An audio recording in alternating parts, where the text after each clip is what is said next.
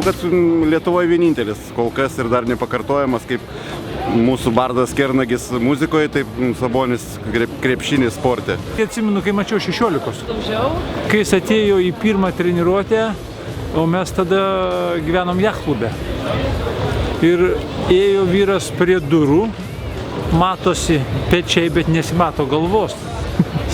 Pasilinkė ir ėjo, labą dieną, sakau, labą dieną. O, sakau, čia atėjo žmogus, nuo kurio prasidės naujas Lietuvos krepšinis. Sabonį atsimenu, kai išėjo aikštė labai gerai ir kaip patvarkė Kačenką. O pirmos rungtynės labai puikiai atsimenu. Nuo pat pradžių jį mačiau, kada jis pradėjo žaisti.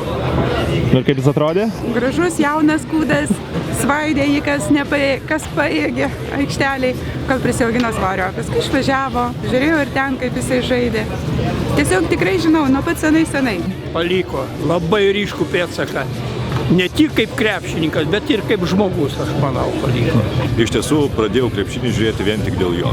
O man tai buvo gal kokie 4 metai, kiek pamenu, dar per šilelį, despalvotą, žiūrėjau, sirgau. Ir iš tiesų tai puikus vyras, su puikiu humoro jausmu.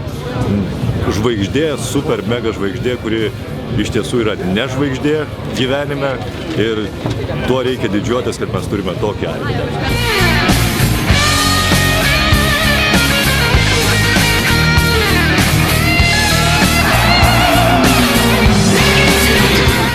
Toks įsilaikė, jis, kaip sako, šaltas būdavo, kai žaidėjas, taip jis įsilaikė, nesikarščiodavo.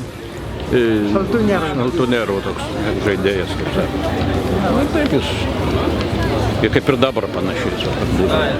Kovos su CSKA, su Tkačenka, aišku, visą vaikystę tiesiog stebėjom tas rungtynės, kartu sirgom, kartu išgyvenom iš NBA.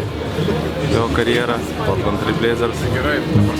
Traumą prisimenam tą baisę, kur buvo, bet viskas gerai, karjera sėkmingai susiklostė iš tikrųjų. Gera mūsų zemliakas, nu tai gera čia, žinot, viskas, balėjinam visą laiką. It was amazing, unbelievable. I remember before he went to the States, before he hurt his Achilles, he was the most dominant center I've ever seen in my life. Nu ką galima apie Sabonį pasakyti? Sabonis ir yra Sabonis.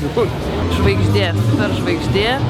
Ir garsinanti Lietuvą, nei vienas, nei aktorius, nei Seimo darys, tuo labiau niekas taip. Sveikatos ir dar kartą sveikatos, kad jis būtų sveikas drūtas ir visą laiką Žalgirį laikytų savo rankose. Mes didžiuojamės jo sugebėjimu valdyti Lietuvos krepšinį ir linkiam pačių geriausių jam darbų ir pasiekimų.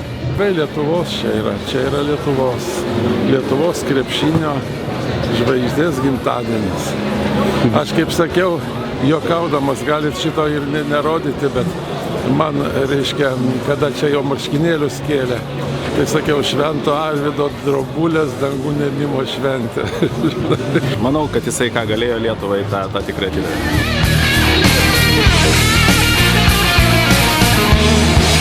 Thank you.